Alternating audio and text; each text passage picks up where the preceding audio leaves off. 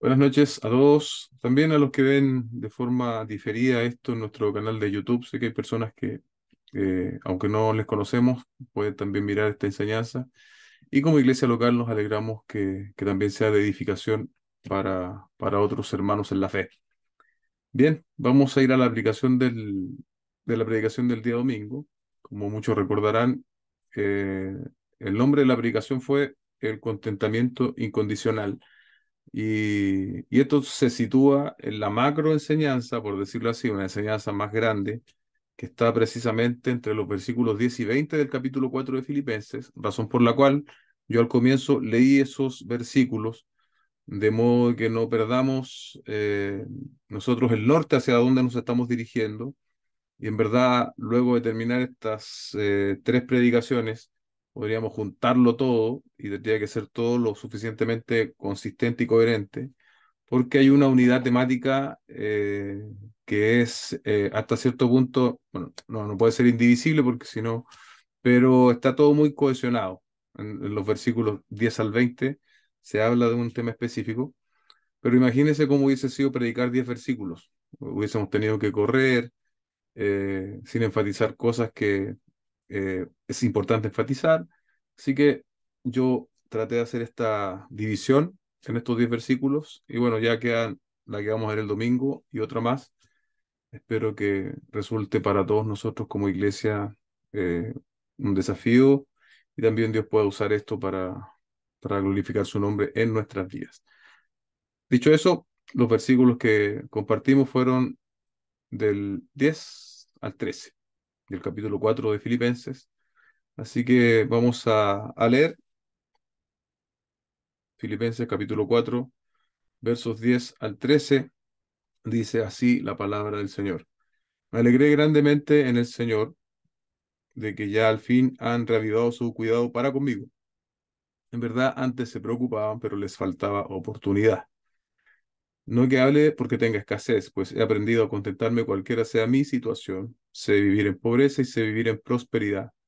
En todo y por todo he aprendido el secreto tanto de estar saciado como de tener hambre, de tener abundancia como de sufrir necesidad.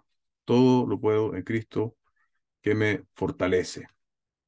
Entonces, nuestra idea ahí, que ya no la estoy repitiendo tanto, pero la idea de resumen de la predicación podría ser más o menos esta. Debemos dar para la obra del Señor siendo buenos mayordomos. Debemos aprender el tipo de contentamiento paulino que no se ve afectado ni por más ni por menos. Escuche con atención esta nueva introducción a la aplicación. En esta época de grandes logros científicos, oímos cada día menos acerca de la providencia de Dios. Parece que algunos tienen la idea de que el mundo es una máquina enorme de la naturaleza cuya obra aún Dios no puede interrumpir. Pero la Biblia claramente muestra las obras providenciales de Dios en la naturaleza y en las vidas de su pueblo. La palabra providencia viene de dos palabras latinas, pro, que significa antes, y video, que quiere decir ver. La providencia de Dios simplemente quiere decir que Dios ve y prepara las cosas de antemano. Esto no quiere decir que Dios sencillamente sabe las cosas por adelantado, porque la providencia incluye mucho más que eso. Es la obra de Dios, en la cual Él acomoda de antemano las circunstancias y las situaciones para el cumplimiento de sus propósitos, dice Warren Wiersbe en el estudio expositivo de la epístola a los filipenses. Es interesante este concepto de la providencia enfrentando nuestro texto, ¿no? Porque es justamente lo que está pasando. Es justamente porque el apóstol Pablo puede llegar a tener esta certeza, este contentamiento en medio de sus dificultades y en medio de sus extremos de vida. Es porque él sabe que es finalmente Dios, soberanamente, quien ordena todas las cosas. Entonces, no hay nada al azar, ¿sí? Y eso también debe ser algo que a nosotros nos dé certeza en nuestro camino. Pues dicho eso, vamos a ver el primer punto y vamos a enfatizar, como yo hablaba recién antes de comenzar con mi hermano Jesús, que preguntaba un poco cuál era el enfoque de esto. Bueno, el enfoque es ver la aplicación del texto. ¿Qué es la aplicación? Es cómo se ve la palabra en nuestras vidas, o ejemplos de cómo se ve la palabra en nuestras vidas, cómo la aplicamos a nuestras experiencias, a nuestra vida diaria. Entonces, lo primero, ¿no? Era los filipenses y su generosidad. Aquí este versículo, eh, básicamente, como recordarán, si todos estuvieron el día domingo, enfatizamos más bien el asunto de la generosidad de los filipenses y su proactividad en cuanto a la participación de las ofrendas. Ese fue el enfoque y se van a dar cuenta que vamos a ver también otros asuntos respecto de la ofrenda en lo que sigue, ¿no? No recuerdo el versículo ahora mismo, pero hay un versículo donde se le da el valor espiritual a la ofrenda. Y eso va a ser muy bueno también que lo podamos aprender. Entonces el versículo 10 dice, me alegré grandemente en el Señor de que ya al fin han reavivado su cuidado para conmigo. En verdad antes se preocupaban, pero les faltaba la oportunidad. Esta muestra no de amor de parte de una iglesia, Filipos en particular, es lo que dije recién, es una muestra de amor. Por eso el apóstol llega a decir que él tiene alegría en el Señor. No es simplemente algo utilitario o algo pragmático, sino que el apóstol sabía que esta ofrenda era también motivada por la obra de Dios en el corazón de los filipenses. Y por eso él también se podía alegrar en el Señor. Era una señal de madurez en la iglesia de Filipos y una manifestación de cuidado y de amor. La ofrenda entonces, decíamos, ¿no? Es un acto de la comunidad de los creyentes en su conjunto hacia, hacia la obra del Señor. Y obviamente nosotros podemos dar al Señor en más de algún ámbito. Hay misiones, hay ministerios paraeclesiásticos, radiales, eh, etcétera. Hay un sinnúmero hay ministerios de rehabilitación también. Entonces hay un sinnúmero de ministerios que definitivamente son importantes y en la medida que nosotros podamos ayudar, debemos hacerlo.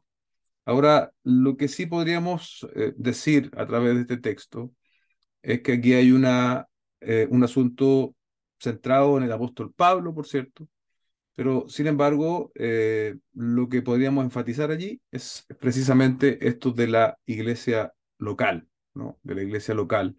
Recordemos que Pablo era un hombre que iba de ciudad en ciudad, eh, abriendo iglesias, formando ancianos, poniendo ancianos allí en esas iglesias. De eso da cuenta el libro de Hechos.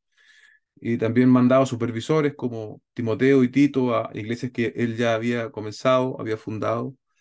Entonces, mucho de esto tiene que ver con eso. Ahora, la ofrenda obviamente era para el apóstol Pablo y para su mantención, como leíamos en esa ocasión. Entonces, ¿cómo aplicamos nosotros esta realidad de la ofrenda? Bueno, es un buen texto para hablar de la ofrenda en nuestro contexto particular, en nuestro contexto de iglesia. Como yo les decía el domingo, ya no hay un apóstol entre nosotros, pero sí tenemos necesidades como iglesia que deben ser cubiertas, y que también nos permiten cierto avance como iglesia local, que si no contamos con esos recursos, obviamente el avance se ve coartado. Pero más allá de lo práctico, ¿no? Más allá de lo práctico, aquí el asunto es esta confianza que tenían los filipenses, bien digo, en el apóstol Pablo, y que también nosotros debiésemos emular.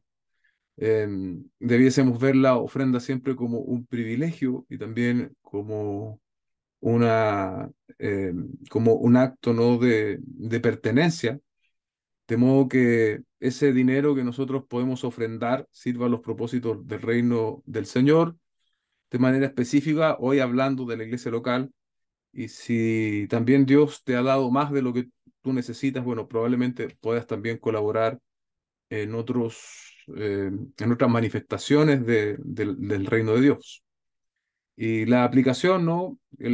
O mi argumento en este contexto fue primera los Corintios 9:14, donde dice así también ordenó el Señor que los que proclaman el Evangelio vivan del Evangelio. y ese vivir es claramente lo que definimos después en el texto, ¿no? Tener lo necesario para vestirse, para comer, para cubrir las necesidades que podríamos decir que son básicas, ¿no? Y no el vivir del Evangelio como hacen los exponentes del Evangelio de la prosperidad, que en el fondo tergiversan para enriquecerse. El Nuevo Testamento, ¿cierto?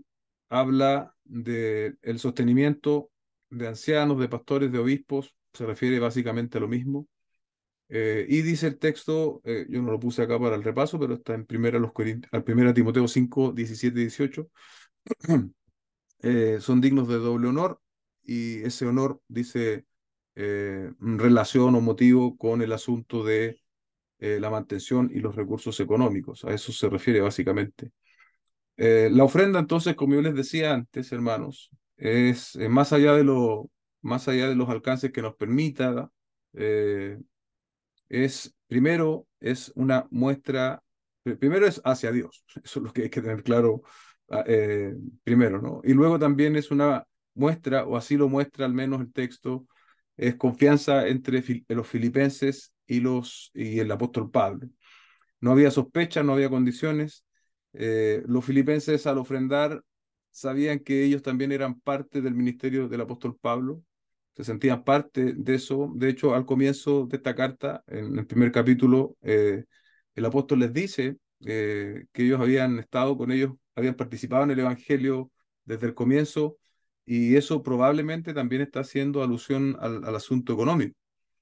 Entonces, contribuir, ofrendar, era algo que los filipenses veían como necesario, y es también, iglesia, una muestra de madurez en la gracia del Señor. Yo pensaba hoy que si bien el ofrendar es una muestra de madurez en la gracia del Señor, también existen ofrendas con motivaciones erradas.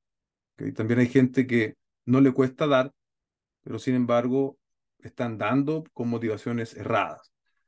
Una, a modo de aplicación, es dar para que Dios me devuelva.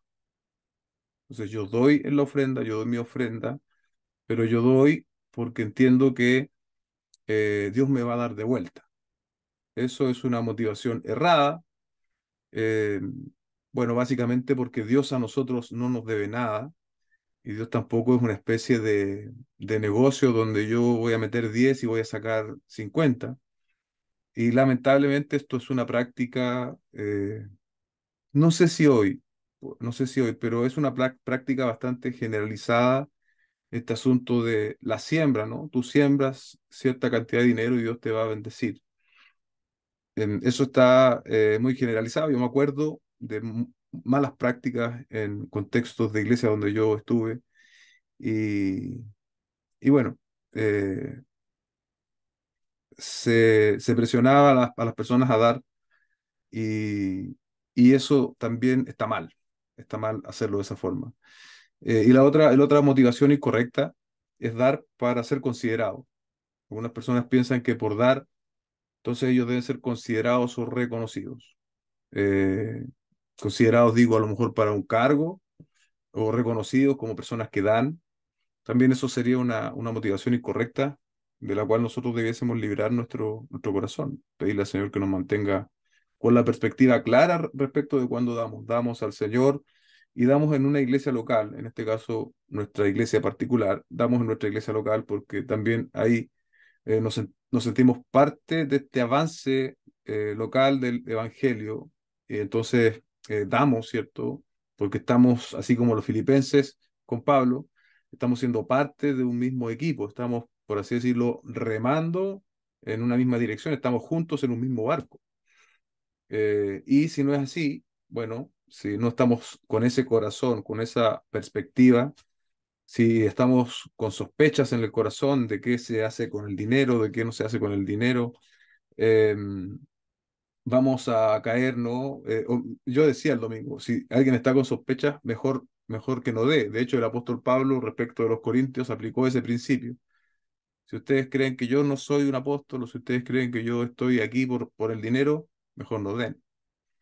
Pero los filipenses sí dieron un ejemplo de madurez, y de una actitud de corazón correcta al participar con el apóstol Pablo de sus necesidades, y son para cualquier iglesia local, obviamente incluida la nuestra, un buen ejemplo en este sentido. De manera práctica, ¿cierto? Yo creo que esto lo sabemos. La ofrenda está destinada a cubrir los gastos de una congregación, y es uno de esos gastos. Bueno, usted piensa en los gastos de una casa y llévelo un poco a los gastos de una congregación. Nosotros, por esas cosas del Señor, hoy día no tenemos la necesidad de pagar prácticamente respecto de donde nos juntamos el domingo. Pero eso fue, hermanos, una misericordia de Dios hacia nosotros como iglesia local, lo que no quiere decir que vamos a estar permanentemente así. Y de hecho la situación podría cambiar el próximo domingo, no lo sabemos.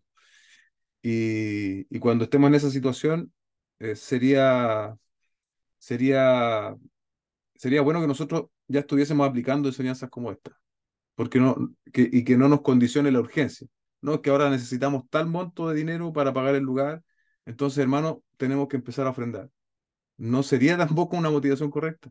Nosotros tenemos que dar porque ya somos parte de una iglesia local y estamos empujando en una misma dirección. Así que si el día de mañana ya la sede no está, vamos a tener que saber pagar un lugar, y eso no va a ser barato. Y, y Dios quiera que este tipo de enseñanza ya esté lo suficientemente clara en nuestros corazones y la estemos aplicando, porque yo creo que eh, por el número de personas que somos, no debiésemos tener problemas para arrendar un lugar. Yo creo, a lo mejor estoy aventurando. El texto dice, en verdad antes se preocupaban, pero les faltaba la oportunidad, ¿cierto? No sabemos qué fue lo que pasó, no sabemos por qué los filipenses en algún momento no pudieron seguir ofrendando. Y aquí yo hacía un alcance también al equilibrio, ¿no? Porque hay momentos también particulares en la vida de la economía de una familia o de una persona en los cuales la economía no anda bien, puede quedar cesante, puede tener problemas económicos.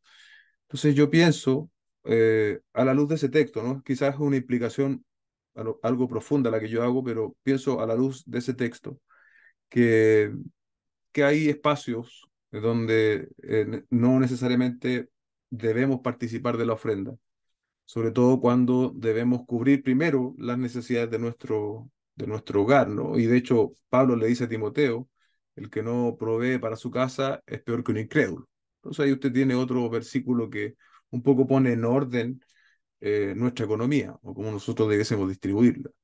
Porque en otros contextos un pastor podría decirte que no importa que tú no tengas, tú dalo igual. Bueno, yo creo que eso es manipulación. Yo creo que Dios nos ha dado la capacidad de raciocinio para poder hacer un correcto uso de nuestros recursos. Y en determinadas situaciones, creo que es justificable que alguien no ofrende, no dé sus ofrendas, sobre todo si está cesante o con problemas económicos mayores. Lo que sí no debiese pasar es que como que se genere en nosotros un sentimiento a dar. Yo no doy en la iglesia porque yo estoy esperando sentir dar. Estaríamos, si pensamos de esa forma, siendo muy malos mayordomos y en realidad sujetando nuestra responsabilidad de dar a algo muy místico y algo que en el fondo quien pudiese pensar de esta forma sabe que es improbable que eso suceda. Entonces, frente a ¿cómo decirlo? Frente a esa situación, que es una situación que yo me estoy inventando, ¿no? Eh, lo que nosotros tenemos que hacer es confrontarnos con enseñanzas como esta y con lo que la Biblia dice respecto a nuestros recursos. Ahí ya Dios te está hablando. Entonces eso es lo importante, lo que Dios ha revelado de forma clara respecto del uso de nuestros recursos. Y bueno, después en el punto 2 y el punto 3 está muy relacionado porque habla del contentamiento a toda prueba y lo que yo denominaba en su momento la óptica del apóstol Pablo. Cómo el apóstol Pablo se relaciona cuando él tiene mucho, cuando él tiene poco, qué provoca eso en él. Y eso lo vemos desde los versículos 12 al 13, y en el 11 leíamos, no que hable porque tenga escasez, pues he aprendido a contentarme cualquiera sea mi situación. Yo no sé cuántos de nosotros podríamos expresarnos así, sobre todo lo que dice en la segunda parte, ¿no? Pues he aprendido a contentarme cualquiera sea mi situación.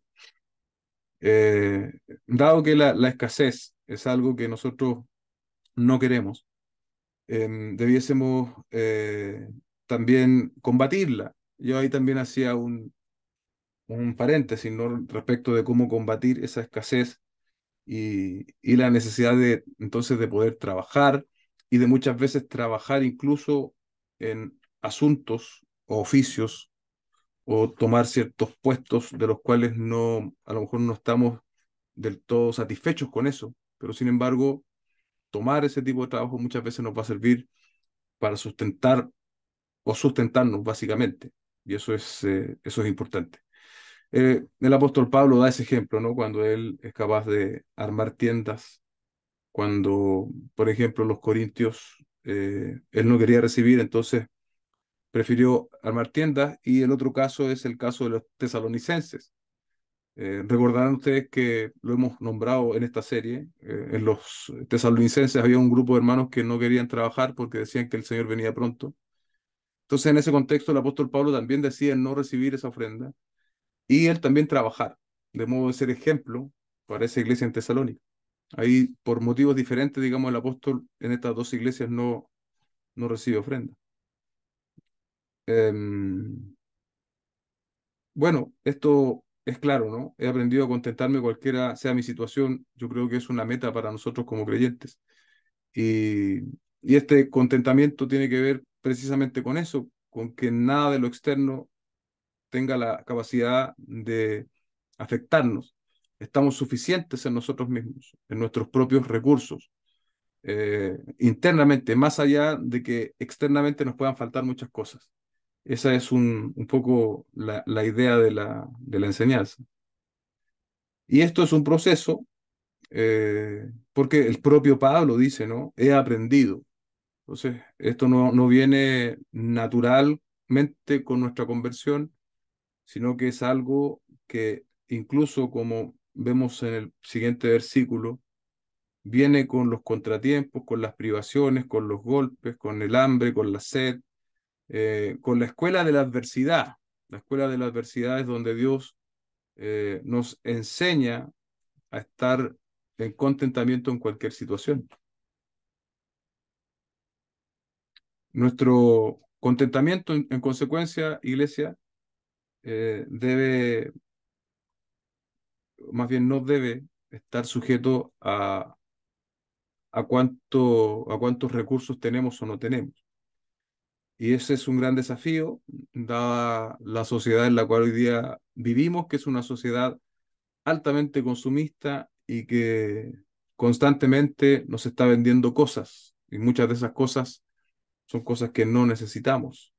Eh, Dicho sea de paso, el crédito viene allí a ser una gran trampa porque el crédito permite comprar ese tipo de cosas cuando nosotros no tenemos el dinero. Entonces alguien puede comprarse un celular que cuesta 1 millón de pesos, pero no tiene ese 1 millón de pesos. Entonces, pero tiene una tarjeta de crédito que se lo permite. Am, y ahí empezamos a entrar en un círculo vicioso, ¿no?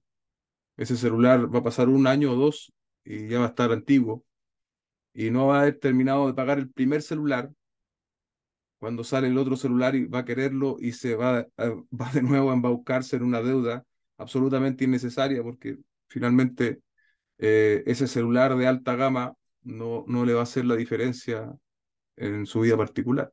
No sé si me entiende el ejemplo. Así que, como hablamos en su oportunidad en el libro del pastor Héctor Salcedo, no es que el crédito no tenga ningún uso, pero definitivamente debe tener usos muy específicos y controlados en nuestra vida, no para satisfacer nuestra curiosidad o nuestras ganas de tener algo que no podríamos tener si no fuese por el crédito. Así que creo que esa podría ser una buena aplicación, sobre todo en el contexto en el cual vivimos hoy día. Tenemos patrones de disconformidad. eh, los afanes pasajeros también son parte de nuestra vida. Tenemos nosotros, producto de haber nacido en esta cultura consumista, una idea de lo que es una buena vida y luchamos por tener esa buena vida. Otra vez les digo, no quiero ser extremista en este punto, pero lo que el texto nos está enseñando es de que si a lo mejor hoy día no estamos en esta buena vida que nos gustaría tener, no tenemos todo lo que nos gustaría tener, o estamos incluso con mucho menos, debemos pedirle al Señor que nos enseñe a contentarnos, en cualquiera sea nuestra situación. Como muy bien decía Primera de Timoteo capítulo 6, ¿no? Creo que este texto también nos sirve para poder verlo más claro. Primera de Timoteo capítulo 6, versos 7, 8 y 10. Porque nada hemos traído al mundo, así que nada podemos sacar de él. Y si tenemos que comer y con qué cubrirnos, con eso estaremos contentos, porque raíz de todos los males es el amor al dinero, por el cual, codiciándolo algunos, se extraviaron de la fe y se torturaron con muchos dolores. Esos tres versículos dicen cosas muy claras, ¿no? Que no, ni siquiera es necesario darle mayor explicación. eh, de lo que no vinimos con nada al mundo, nos vamos a ir de la misma forma. ¿Con qué debiésemos nosotros estar conformes y agradecidos? Con la comida, con tener un lugar donde dormir, donde abrigarnos. Debiésemos estar contentos con eso. Y el peligro, en el verso 10, el peligro del amor al dinero. Es tan peligroso que dice que a algunos los extravió de la fe. Entonces, ¿cuánto sentido tienen esas palabras en un contexto como en el que vivimos hoy? Finalmente, el punto 3 de la predicación que vimos el día domingo es la escuela del apóstol Pablo, donde el apóstol Pablo, cuál fue el ambiente que Dios propició para que él aprendiera este contentamiento. En el verso 12 dice, sé vivir en pobreza, sé vivir en prosperidad, en todo y por todo he aprendido el secreto tanto de estar saciado como de tener hambre, de tener abundancia, como de sufrir necesidad. Aquí la palabra, ¿no? Dice, he aprendido el secreto. Yo una alusión hice a esto, pero quiero ser más preciso ahora. Dice, significa iniciado en lo secreto. Esta palabra fue usada por las religiones paganas con relación a los secretos íntimos. A través de dificultades y pruebas, Pablo fue iniciado en el secreto maravilloso del contentamiento. A pesar de la pobreza o la prosperidad, todo lo puedo en Cristo que me fortalece. Y aquí veíamos los contrastes, ¿no? El verso 12 está lleno de contrastes y son contrastes extremos, ¿sí? Estar saciado, tener hambre, tener abundancia o sufrir necesidad. Y bueno, un asunto es el contentamiento, ¿no? Y lo otro que yo también hacía énfasis es seguir haciendo la voluntad del Señor, lo que Dios te ha llamado a hacer, sin detenernos y sin buscar justificaciones. Y nosotros, hermanos, si somos buenos en algo, es en buscar justificaciones. Entonces, cuando estemos en escenarios adversos, esta es una buena enseñanza, porque en escenarios adversos, Dios espera de nosotros contentamiento. Y no solo eso, Dios espera que no nos detengamos, que sigamos haciendo lo que Él nos mandó a hacer. Por lo tanto, sea cual sea tu escenario hoy día, si a lo mejor tú hoy día precisamente esta palabra tiene mucho sentido para ti, tanto en el ámbito de los recursos, pero también en otros ámbitos, eh, emocionales, sentimentales, de a lo mejor de alguna enfermedad o algo que en tu vida cristiana te está representando un desafío. Bueno, esto también es útil en ese sentido. Es un alcance un poco más amplio el texto, pero sin lugar a dudas también es útil porque nos habla de circunstancias. El apóstol Pablo aquí habla de circunstancias respecto de los recursos, Pero incluso más allá de otras circunstancias, esta enseñanza también tiene aplicación allí. Definitivamente, decía un autor, ¿no? No es fácil pasar por necesidad, vivir estrechez y conservar el contentamiento, y yo agrego, sin abandonar el llamado, porque alguien podría vivir estrechez y tener cierto contentamiento, pero ocuparlo como excusa para detenerse. ¿Y dónde aprendemos eso? Bueno, para Pablo fue así, para nosotros no es la excepción, solo en la escuela de Dios. ¿Cómo es posible eso? Solo por el poder de la gracia de Dios es posible tener contentamiento en una situación de estrechez. Humanamente, esto es imposible, ¿no? Humanamente es imposible. Porque alguien lo podría soportar sin Dios. Alguien, efectivamente, y hay gente que soporta situaciones extremas sin Dios. Eso es un hecho de la causa. Pero generalmente lo hace con amargura en su corazón, lo hace con descontento, lo hace justificándose a sí mismo y culpando a otros, pero no lo hace con la satisfacción que lo hace el apóstol Pablo y que nosotros también somos llamados a hacerlo. Por lo tanto, el contentamiento no es algo que nosotros podamos fabricarnos, no es algo que nosotros podamos inventarnos, ¿no? Es algo que solamente Dios dispone que nosotros podamos vivir. Y aquí es donde cae el verso 13, ¿no? Que todos lo sabemos de memoria. Yo lo he visto, este texto en poleras, lo he visto tatuado incluso en autos, donde usted quiera este texto puede encontrarlo. Todo lo puedo en Cristo que me fortalece. Pero esto no es un aliciente para nosotros alcanzar nuestros sueños o, o nuestras motivaciones egoístas, sino que es precisamente el poder que Cristo nos da para enfrentar las situaciones adversas. Y ese todo lo puedo, ¿no? Implica esa fortaleza interna eh, en cualquier tipo de situación adversa que la vida cristiana o que por ser cristiano tú puedas pasar. El Cristo que me fortalece, bueno, eso significa poner poder adentro, ¿sí? Y es un poder sobrenatural, es el poder de Dios. De manera particular, podemos replicar nosotros, eh, seguir la experiencia del apóstol Pablo. Y en Cristo, iglesia, tenemos la posibilidad de hacerlo, de seguir adelante, de hacerlo con contentamiento, no en base a nuestra fuerza o nuestro carácter, sino en base a Dios que está en nosotros.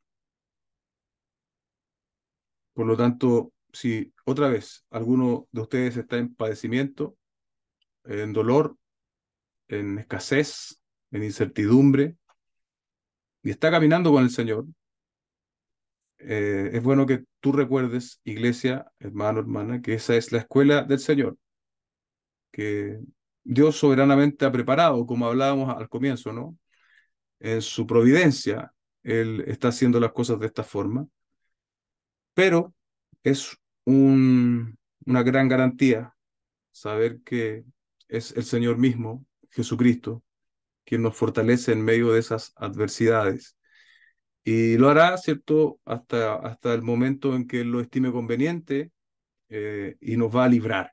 Amén, nos va a librar de la forma en que Él ha decidido hacerlo.